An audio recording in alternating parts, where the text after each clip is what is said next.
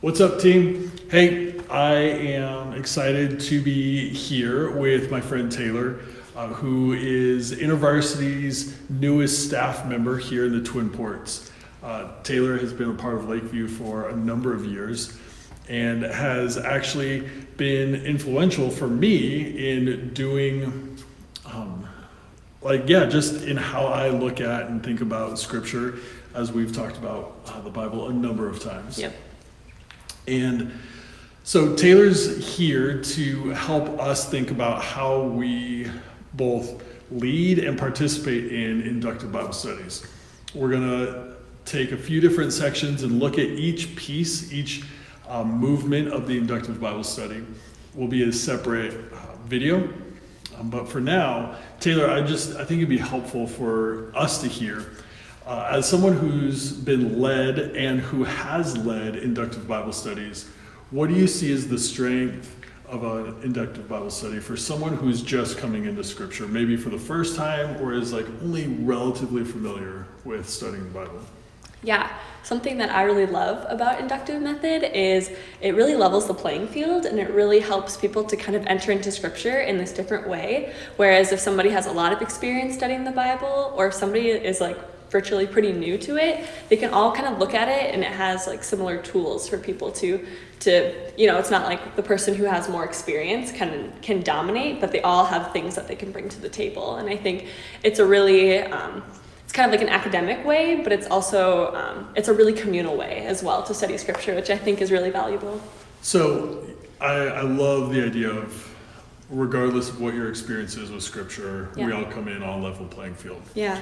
What is that, how do you see that playing out for someone like me who's been in the church and been in Bible study since I was in the womb, basically. Yeah. And someone who I just invited into a Bible study who thinks they know what the book is called that we're reading. Yeah. So how are they able to do that, be on the same level?